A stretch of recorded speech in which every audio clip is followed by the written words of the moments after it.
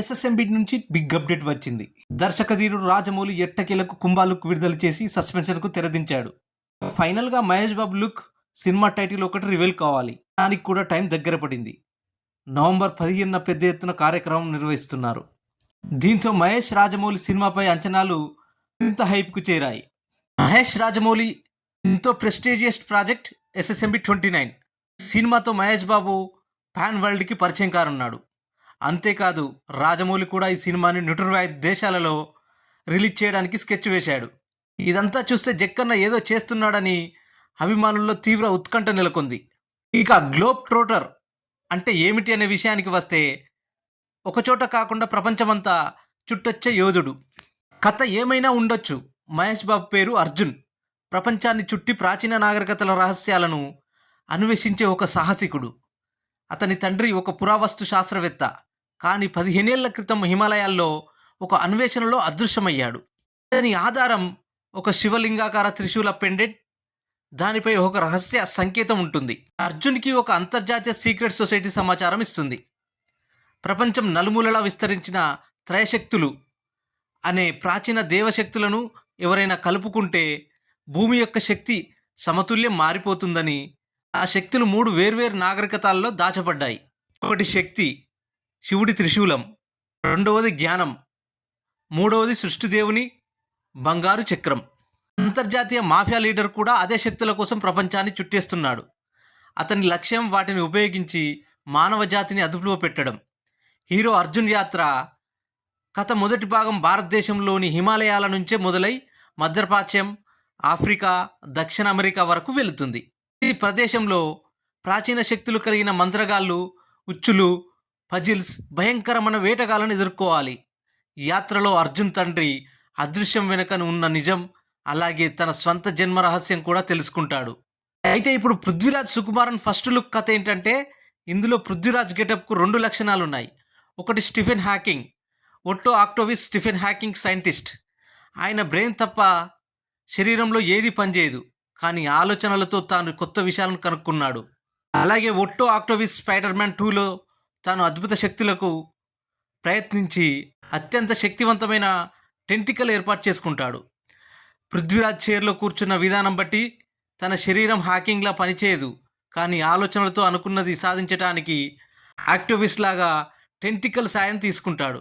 వీటితోనే మహేష్ బాబు దగ్గర త్రయశక్తులను తీసుకొని శక్తివంతుడు కావాలని అనుకుంటాడు.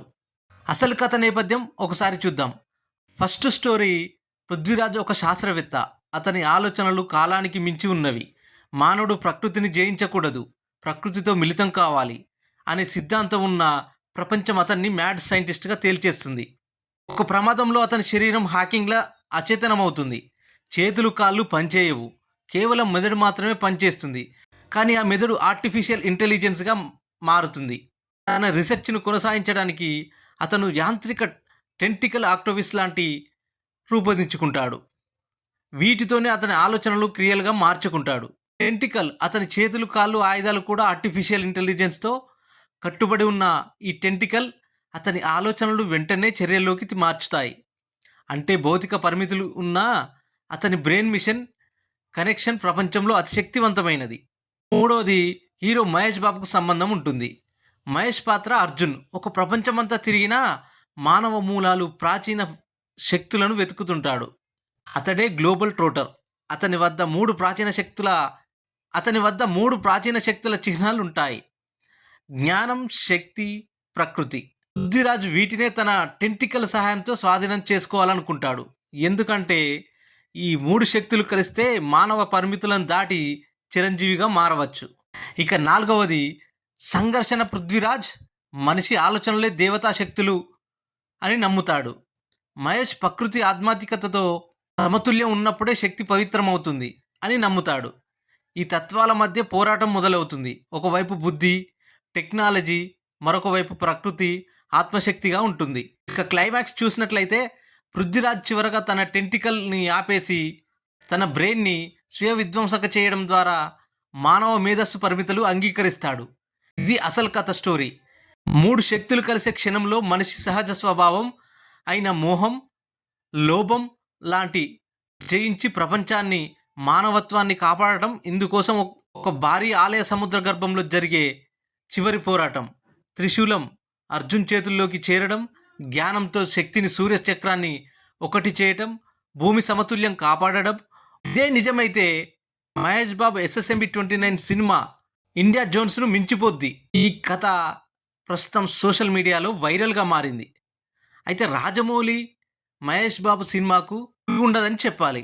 దీనిపై పూర్తి అవగాహన రావాలంటే మరో 2-3 ఏళ్ళు ఆగాల్సిందే. మా స్టోరీ నచ్చినట్లయితే మా ఛానల్ని సబ్స్క్రైబ్ చేసుకోండి, లైక్ చేయండి, షేర్ చేయండి. Thank you.